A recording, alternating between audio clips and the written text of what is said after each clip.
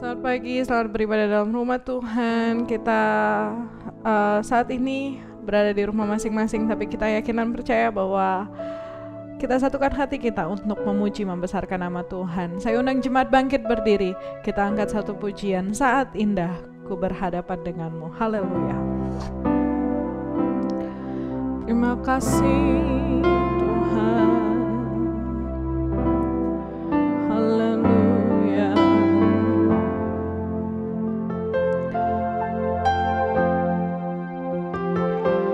Saat indah ku berhadapan denganmu,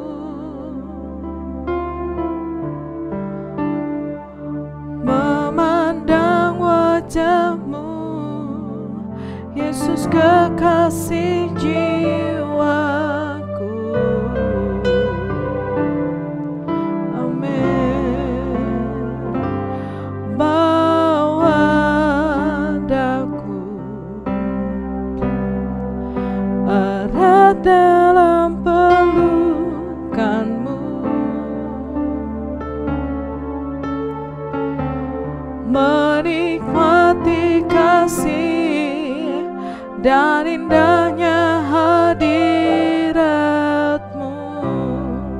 Saat indah, saat indah ku berhadapan denganmu, memandang wajahmu, Yesus kekasih jiwaku. Bawa daku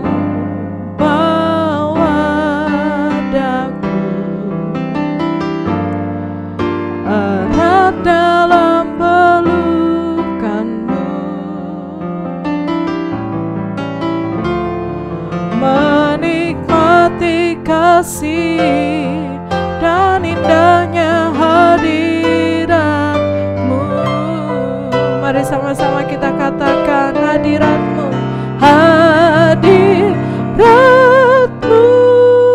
Tuhan, ku rasakan kekudusanmu Bapa, penuhiku.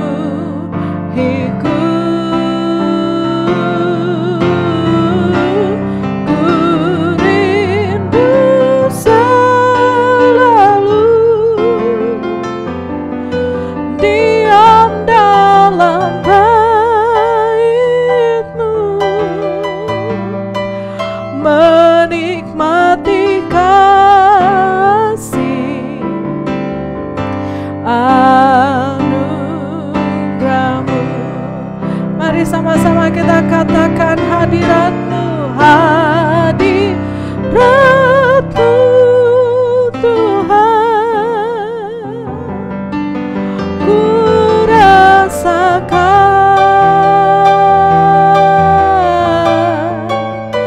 kekudusan-Mu Bapa, penuhiku.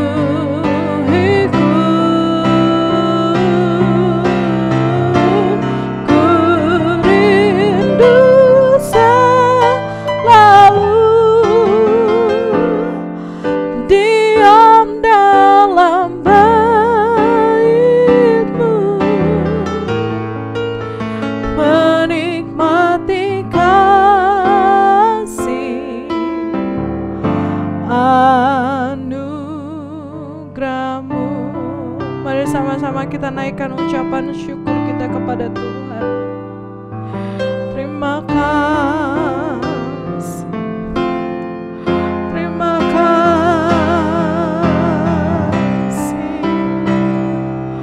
Haleluya.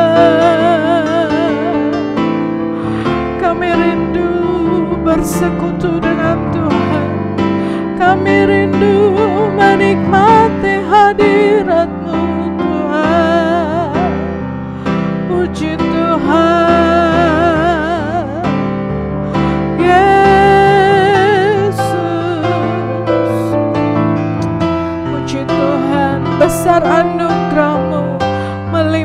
kasih-Mu. Haleluya.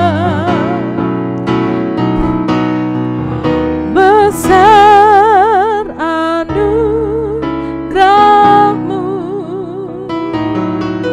melimpah kasih-Mu, semakin hari semakin bertambah. Besar anugerah-Mu, besar, besar anugerah-Mu, amin. Melimpah kasih-Mu, semakin hari semakin bertambah. Besar anugerah-Mu, semakin hari semakin bertambah. Besar sekali lagi, semakin hari semakin bertambah. Besar anugerah-Mu.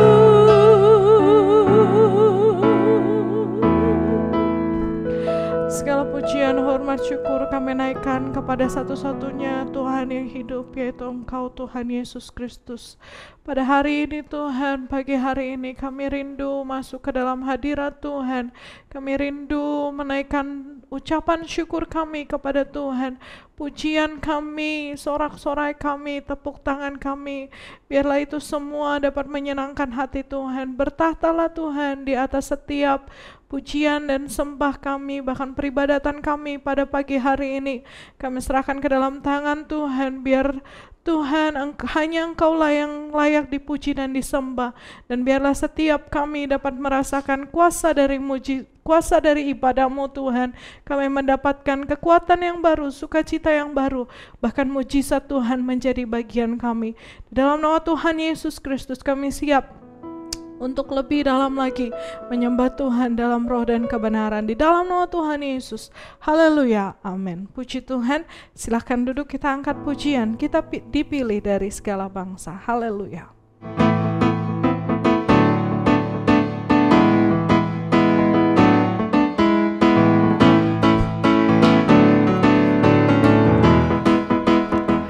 Kita dipilih dari segala bangsa, kita dipilih jadi umat-Nya.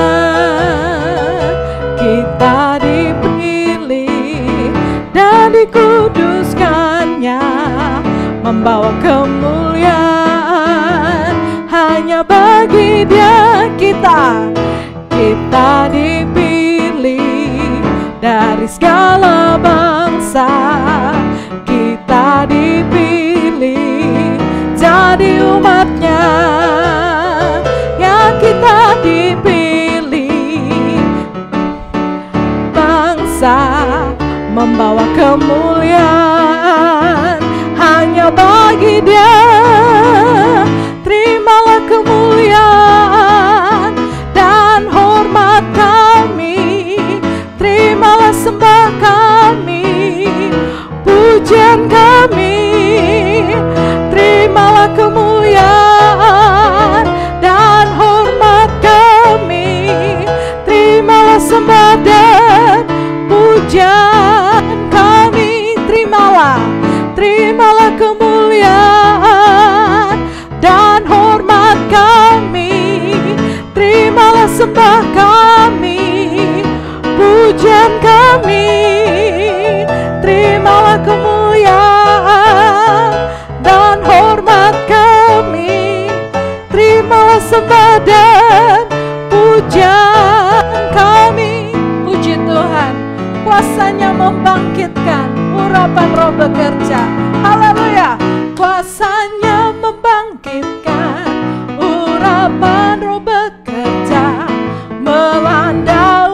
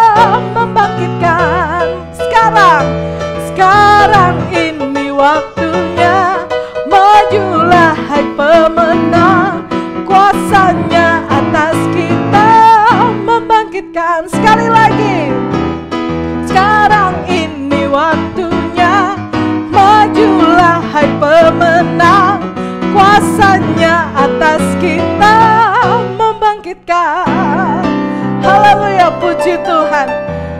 Betapa besar kuasa Tuhan, dan kuasa yang besar itu menjadi bagian kita karena kita adalah umat pilihan Tuhan. Haleluya. Saya undang jemaat bangkit berdiri. Kita angkat pujian. Kuasanya memerdekakan, kuasanya mempersatukan, kuasanya yang memberikan roh kita bebas dari segala belenggu dosa. Haleluya. Kuasanya memerdekakan, kuasanya mempersatukan, kuasanya membebaskan hati manusia. Kuasanya akan menyembuhkan, kuasanya akan memulihkan, kuasanya menyempurnakan gereja akhir zaman. Bebas, bebas, bebas, Roh Kudus bebaskan kami, bebas dari belenggu si setan. Glory, glory, glory, perkara dahsyat terjadi. Kuasanya bagi saya, kuasanya bagi saudara, kuasanya memerdekakan, kuasanya memerdekakan, kuasanya mempersatukan, kuasanya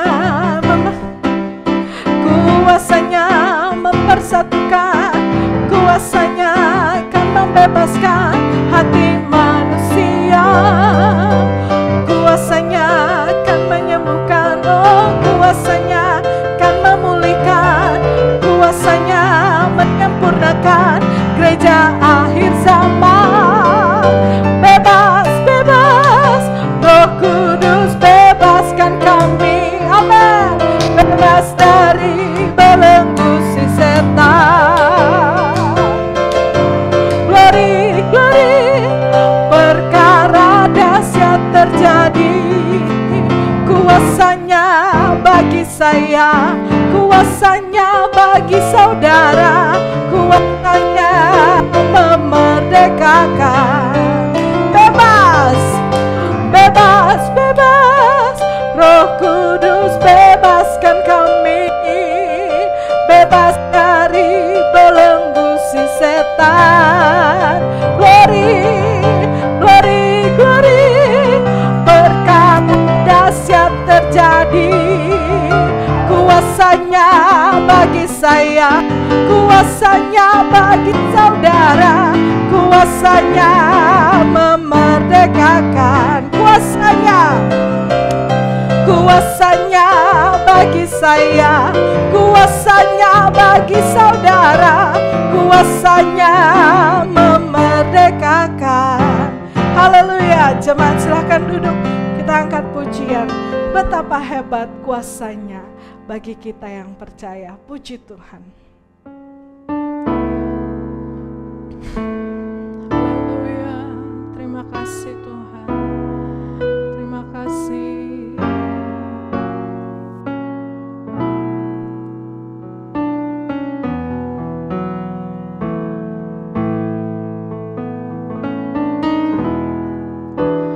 Betapa hebat kuasanya bagi kita, bagi kita yang percaya.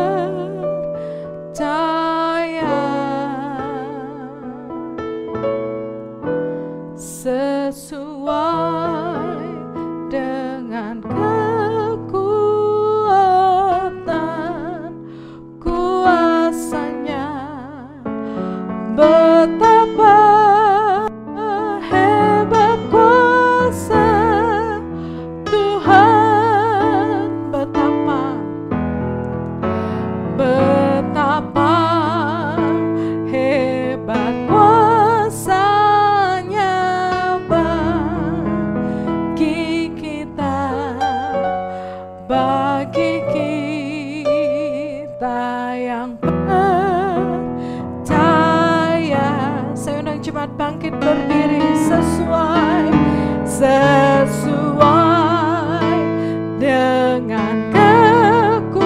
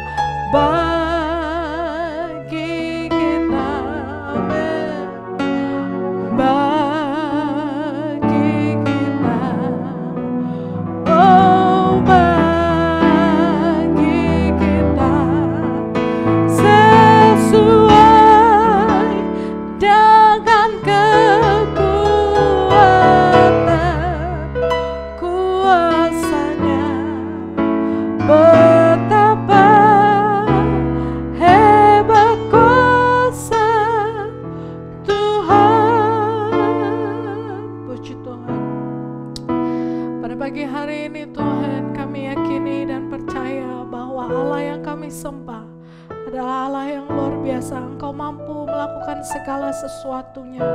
Maka dari itu Tuhan, sesuai dengan pujian ini, sesuai dengan kekuatan kuasa-Mu, begitulah Engkau akan membantu kami, Engkau akan menolong kami, Engkau akan memfasilitasi kami. Dan kami yakin dan percaya bahwa betapa berkuasanya Engkau Tuhan.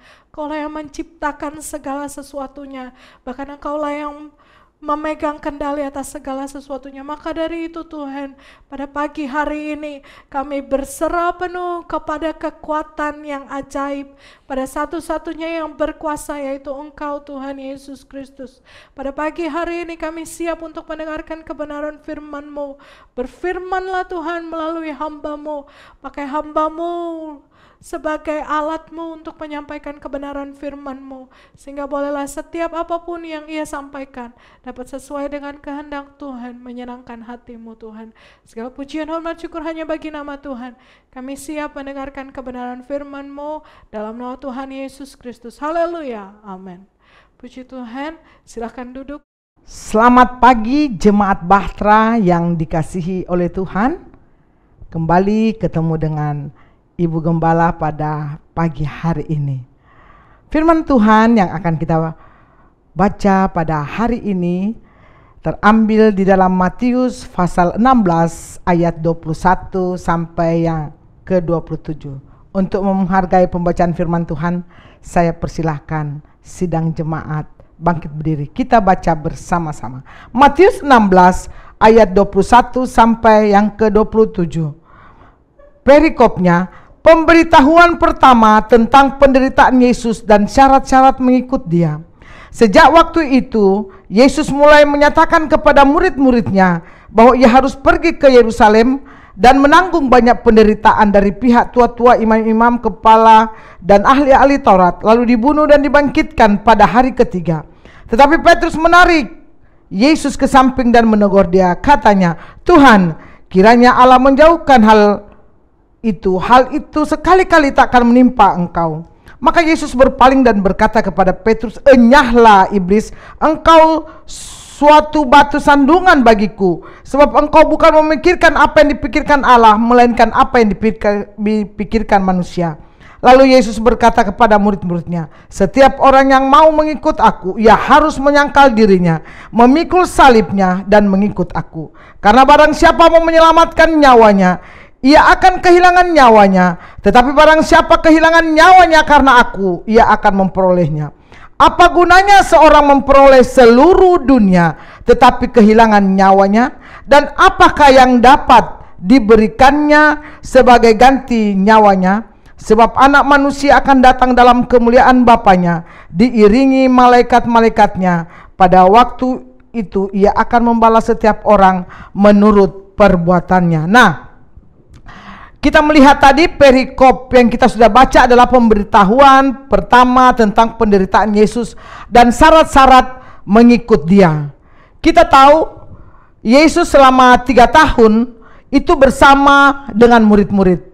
Dia mengajar mereka bagaimana melayani. Dia memberikan juga, bukan cuma mengajar, tapi Yesus memberikan teladan.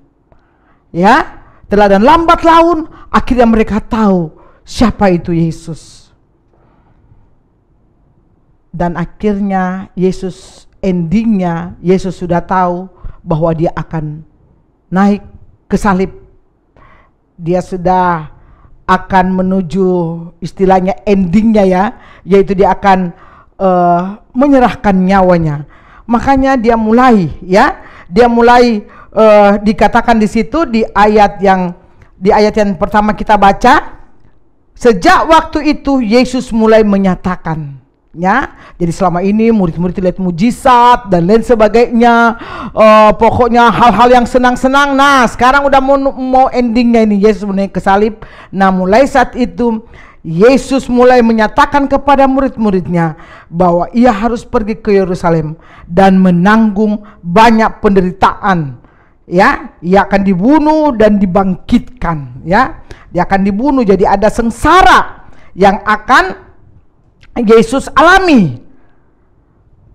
Waktu Yesus katakan demikian, pasti murid-murid ada yang percayakah?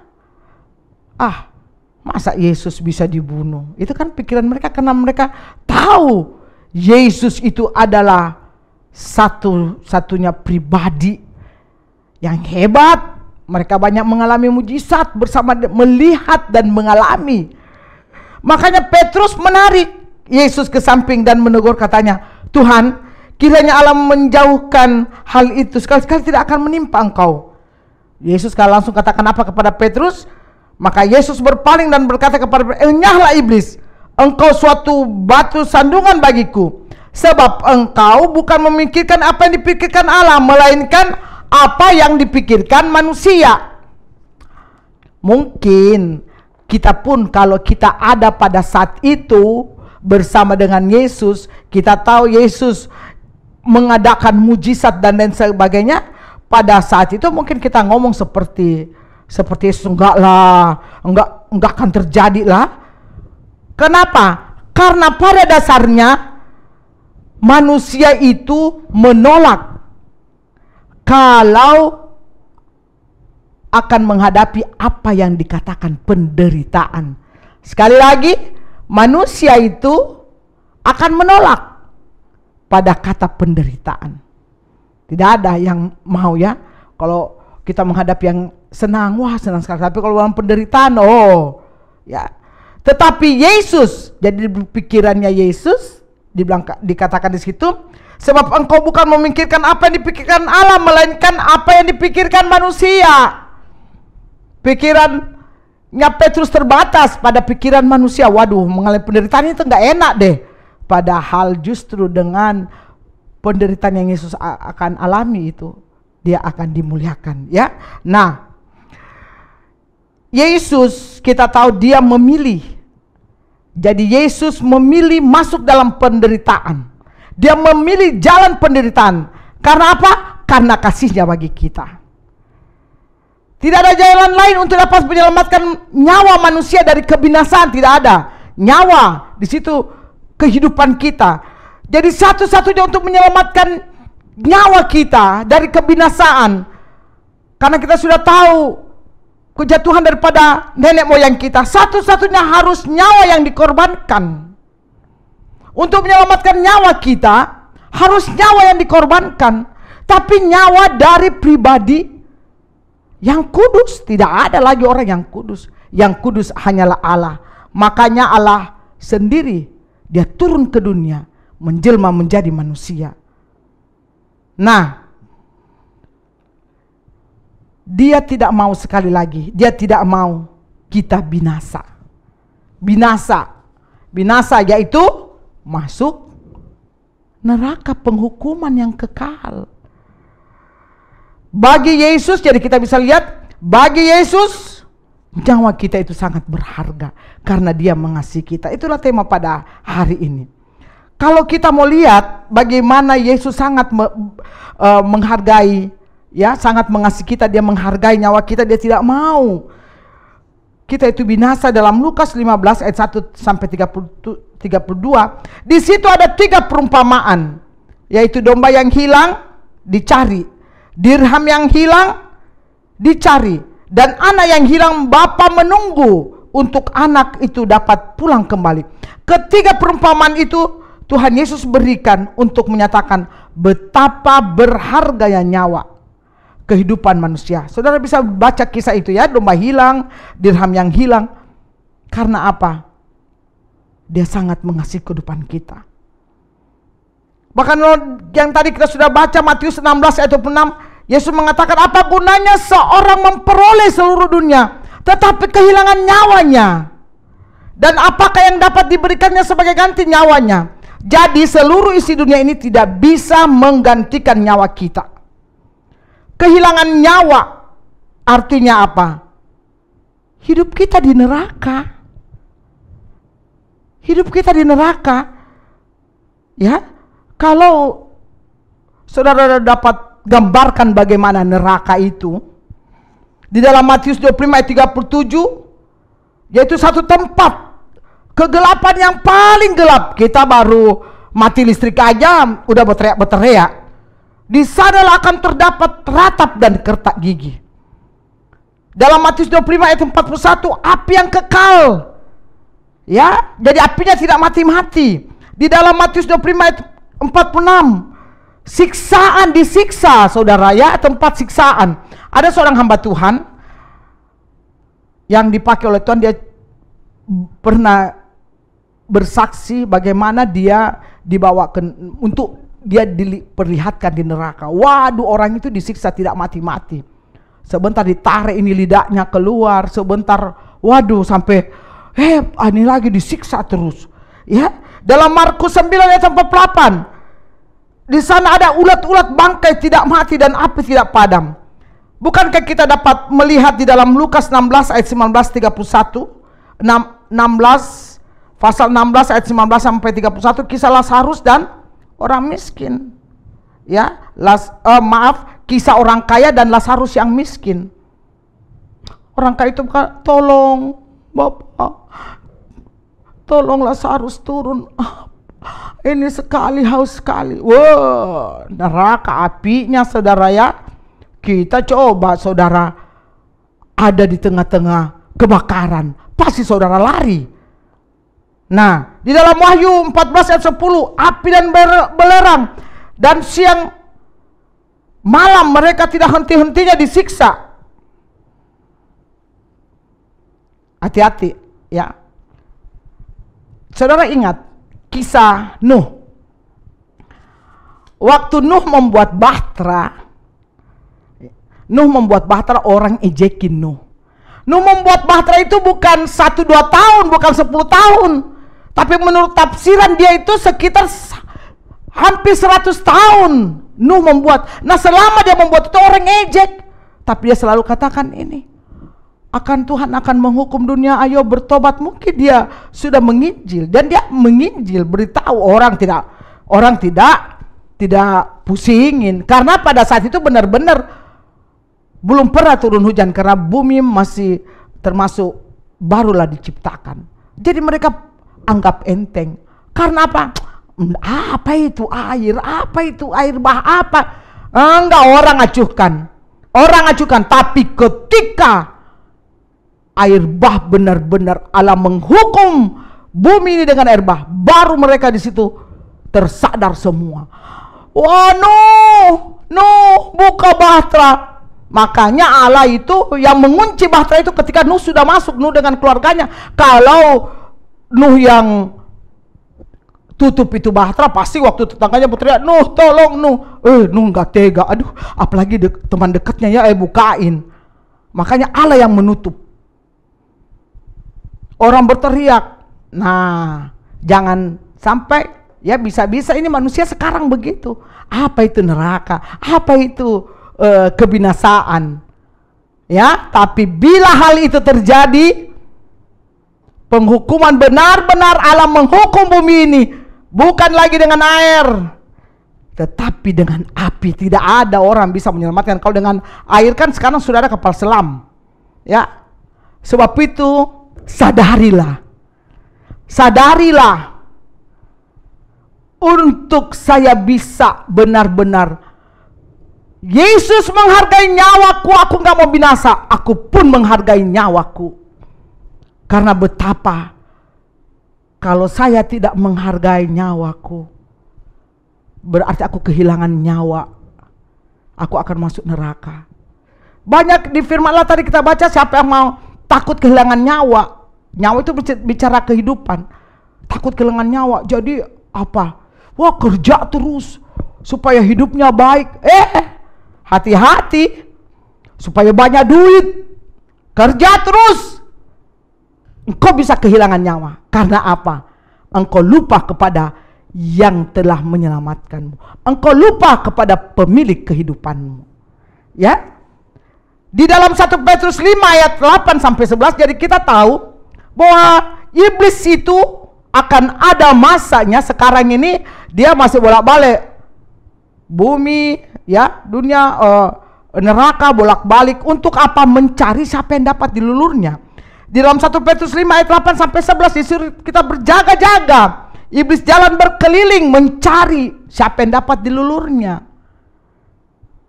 Jadi sebelum jadi iblis itu sudah divonis dengan kematian Yesus. Iblis sudah divonis, tapi belum dieksekusi. Dieksekusi, dia akan dirantai, dia tidak keluar lagi dari neraka jahanam, ya, dari neraka. Makanya sebelum dia dirantai, dia benar-benar mencari orang-orang untuk bersama-sama dia di dalam neraka. Dengan sendirinya, berarti kehidupan kita. Nah, kita mau menjaga kehidupan kita, nyawa kita. Dengan bekerja, saya begini, tapi kita melupakan Tuhan. Jadi iblis tahu apa menjadi kelemahanmu. Sebab itu, mari kita mau menjaga.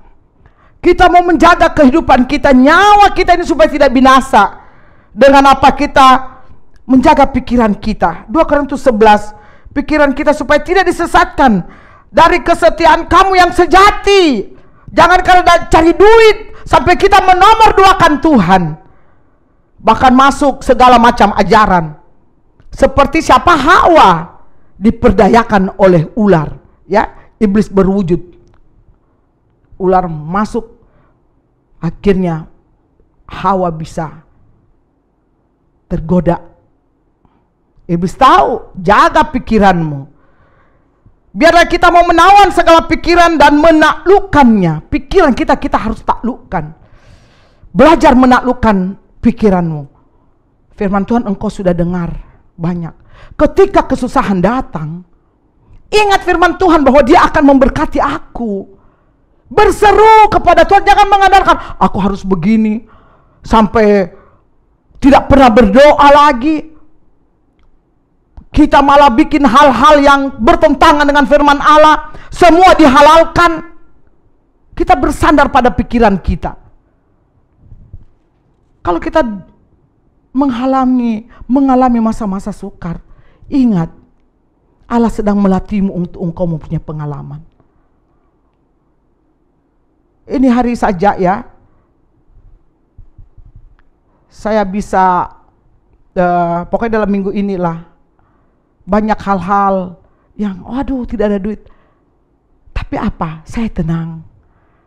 Dan akhirnya apa? Mujizat demi mujizat. Kalau saya bercerita tentang bagaimana mujizat Allah, saudara pasti, waduh, karena apa? Saya mengandalkan Tuhan. Di dalam Roma 8, jadi kita menjaga nyawa kita itu yaitu apa? Menawan pikiran kita. Kita taklukkan kepada Yesus. Roma 8 ayat 5 sampai 6. Yang hidup menurut daging memikirkan hal-hal yang dari daging. Menurut daging, karena apa? Tidak pernah baca firman Tuhan. Jadi yang munculkan kita memang sudah diselamatkan.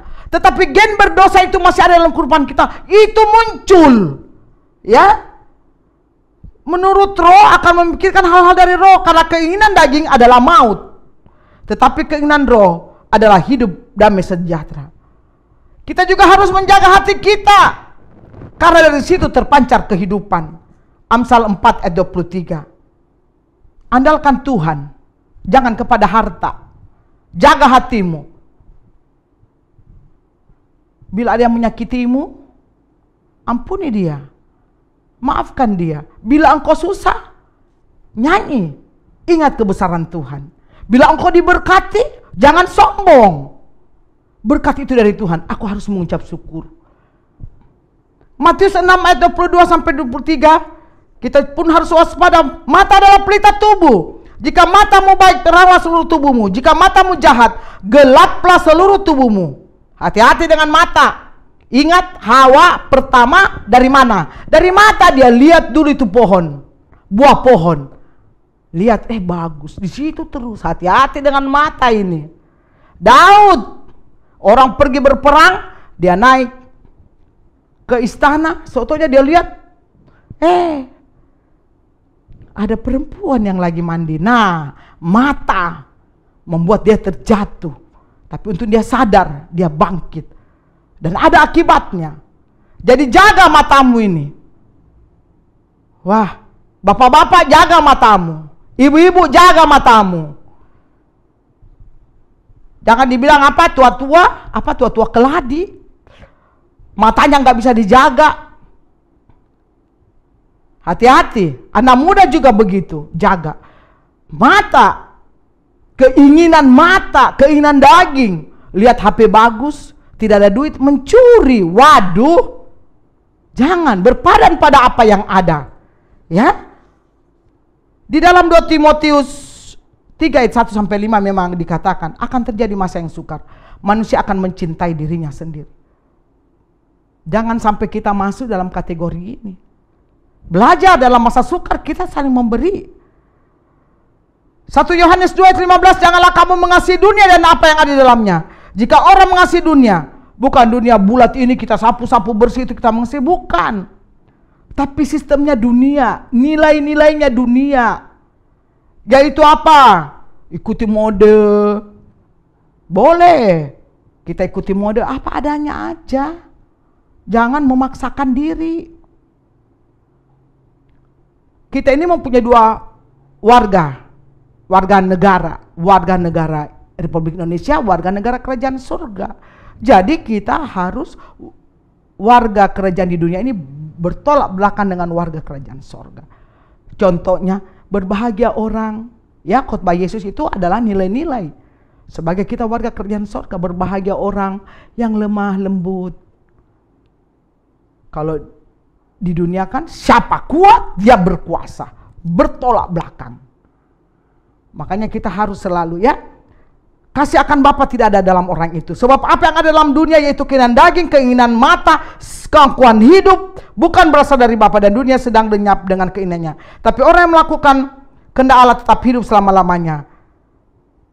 Di dalam Efesus 6 ayat 10-20. Di situ kita Ibu mau baca Efesus 6 ayat yang ke Efesus 6 ayat 10.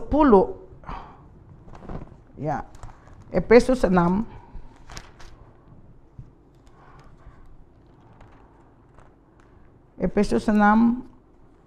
ayat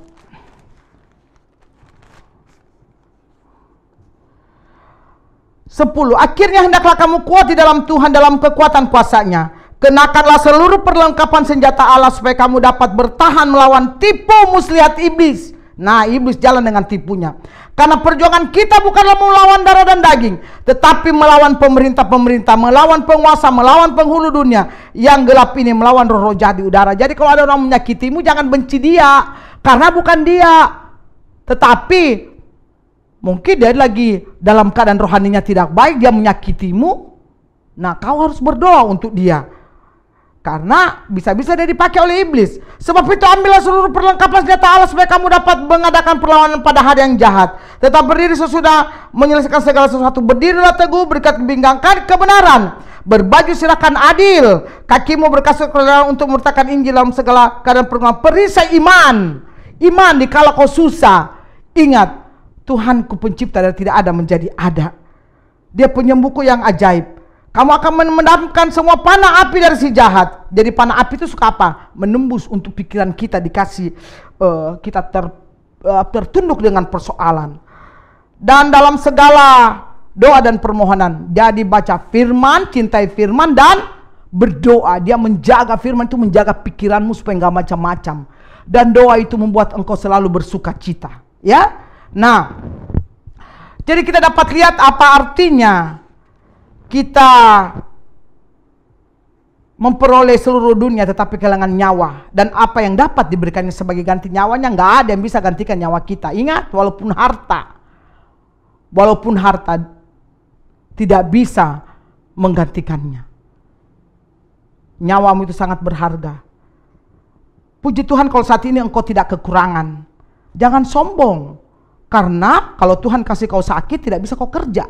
Benar gak? Ingat, kehidupan kita dikatakan seperti uap, makanya bersyukur. Jaga-jaga, apalagi kalau tiba-tiba Tuhan lihat, wah sombong sekali, dikasih saja serangan jantung, mati. Apa yang kita mau andalkan? Kita ini hanya debu tanah. Sebab itu waspada dengan hidupmu.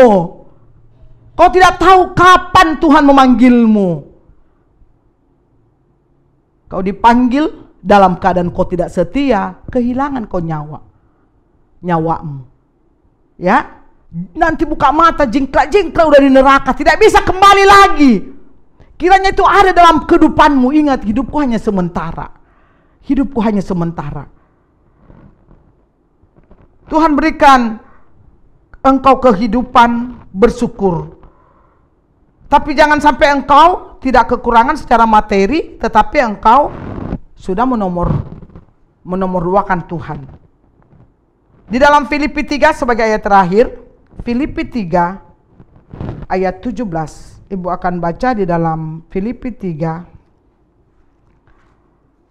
Filipi 3 ayat 17. Filipi 3 ayat 17. Ikulah ayat 17 sebentar, Ibu.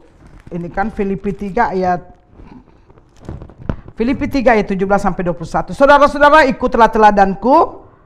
Perhatikanlah mereka yang hidup sama seperti kami yang menjadi teladan. Karena seperti yang telah kerap kali kukatakan kepadamu dan yang kunyatakan pula sekarang sambil menangis, banyak orang yang hidup sebagai seteru salib. Apa itu seteru salib? Tidak sesuai hidupannya dengan kehendak Tuhan. Kesudahan mereka ialah kebinasaan. Jadi kalau kita hidup tidak sesuai dengan kehendak Tuhan, udah kita dipersiapkan. Ibu pernah khotbah, dipersiapkan untuk kebinasaan. Tuhan mereka ialah perut mereka. Nah, cuma ingatnya untuk bagaimana aku bisa hidup, bagaimana aku bisa makan, anak-anakku bisa sekolah, dan lain sebagainya. Kemudian mereka ialah aib mereka, pikiran mereka semata-mata tertuju kepada perkara duniawi, tidak pernah pikirin Tuhan. Bagaimana ya supaya saya dihargai? Nah, karena kewargaan kita adalah di dalam sorga, dan dari situ juga kita menantikan Tuhan Yesus Kristus sebagai juru selamat yang akan mengubah tubuh kita yang hina ini sehingga serupa dengan tubuhnya yang mulia menurut kuasanya yang dapat menaklukkan segala sesuatu kepada dirinya. Ya, jadi hati-hati, jangan sampai kita sibuk, kita kehilangan nyawa kita. Tuhan Yesus sudah mengasihi kita. Dia tidak mau kita kehilangan nyawa, artinya dia tidak mau kita masuk neraka. Dia mengorbankan dirinya, mengorbankan nyawanya untuk menyelamatkan nyawa kita. Dia menebus kita dari dosa. Sebab itu respon dengan apa? Kita mau menjaga kehidupan kita, nyawa kita. Yaitu dengan apa? Selalu minta kekuatan Tuhan. Menjaga kehidupanku. Terima kasih untuk hidup yang Engkau beri Tuhan. Tetapi aku mau menyenangkan Engkau. Aku rela mengorbankan semua. Di dalam situ, di dalam ayat tadi katakan, siapa takut kehilangan nyawa, yaitu apa? Tidak mau mengalami penderitaan. Tidak mau, takut kehilangan nyawa. Itu berbicara tidak mau kita menderita karena pelayanan, karena Yesus. Oh, nggak mau, aduh, kikir pelit dengan pelayanan. Mau doa, malas. Engkau akan kehilangan nyawa malah. Tapi kalau engkau berani, oh ya siap, saya mau ada doa puasa, ada doa apa, ada kebaktian apa. Ya, kita nanti akan bikin kebaktian melalui Zoom kah? Kita yakin minta kekuatan Tuhan melakukannya. Kita berdoa supaya pandemik ini cepat berlalu sehingga kita bisa benar-benar ibadah seperti biasa. Tapi sebenarnya di zaman pandemi ini justru kita diuji di situ. Ya, ketekunan kita walaupun tanpa dikontrol. Kita mau kebaktian. Ya, tidak dikontrol kan, kita tidak tahu waktu ibadah melalui online kita duduk yang baik enggak? Jangan sampai cuma di tempat tidur kita dengar khotbah. Mari kita duduk yang baik. Oke? Jadi ingat, Allah sangat menghargai nyawa kita, dia tidak mau binasa. Kita pun mari kita respon. Kita mau menjaga kehidupan kita, nyawa kita dengan jalan apa? Mengasihi Tuhan, melakukan kehendak-Nya, sehingga kita tidak kehilangan nyawa. Nanti sebentar dia menjemput kita, diubahkan kita bersama-sama masuk dalam sorga yang kekal. Tuhan Yesus memberkati kita semua. Tetap kuat di dalam Tuhan. Engkau mengalami kekurangan mungkin saat ini, jangan tertunduk. Itu siasat iblis. Pandang kebesaran Tuhan. Berlaku yang benar di hadapan Tuhan. Tuhan Yesus memberkati kita semua. Mari sidang jemaat, kita bangkit berdiri semua. Kita masuk di dalam doa untuk mengakhiri ibadah kita pada pagi hari ini. Bapa di sorga yang kami panggil dalam nama Tuhan Yesus Kristus, terima kasih kami sudah membawakan firman-Mu. Biarlah kami mau menghargai pengorbanan-Mu Tuhan, dengan menjaga kehidupan kami, nyawa kami, yaitu tetap terpelihara dengan selalu mengutamakan Tuhan. Dengan kekuatan kuasa Roh Kudus-Mu memampukan kami, untuk kami dapat menolak segala godaan iblis. Untuk kami kuat, kami tidak ikut-ikutan dengan dunia ini. Karena nilai-nilai dalam dunia ini bertentangan dengan nilai kerajaan-Mu. Engkau yang akan memberkati kami.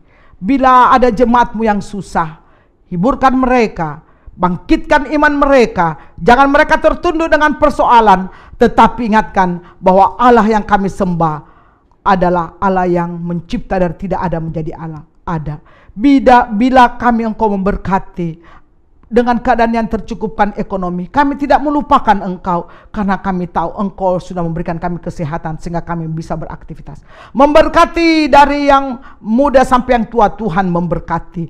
Terima kasih Bapak, biar damai sejahtera-Mu tetap ada dalam kehidupan kami. Tetap lingkupi kehidupan kami dengan kuasa darah-Mu. Kendaraan yang kami selalu tumpangi dalam beraktivitas, Tuhan lingkupi dengan kuasa darah-Mu. Tempat kediaman kami dimanapun kami berada, Tuhan pagari dengan bala tentara dari sorga, mengampuni dosa dan segala kelemahan kami. Dan akhirnya biarlah berkat dari Bapa di sorga, cinta kasih Tuhan Yesus Kristus, penghiburan kekuatan dari Roh Kudus menyertai kami semua mulai saat ini sampai selama-lamanya.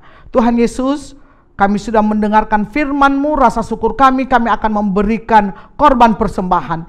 Kami mau belajar untuk Tuhan ikhlas mengingat pengorbanan-Mu. Rasa syukur kami memberi dengan sukacita.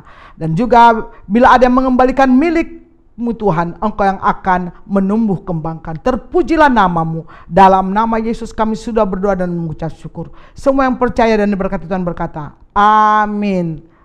Puji Tuhan. Selamat pagi semua. Tetap kuat di dalam Tuhan ya. Tetap kuat, damai sejahtera. Tuhan Yesus menyertai kita semua. Dia selalu hadir bersama kita. Terima kasih. Aku lihat kebaikan-Mu yang tak pernah habis di hidupku. Ku berjuang sampai akhirnya Kau dapati aku tetap setia.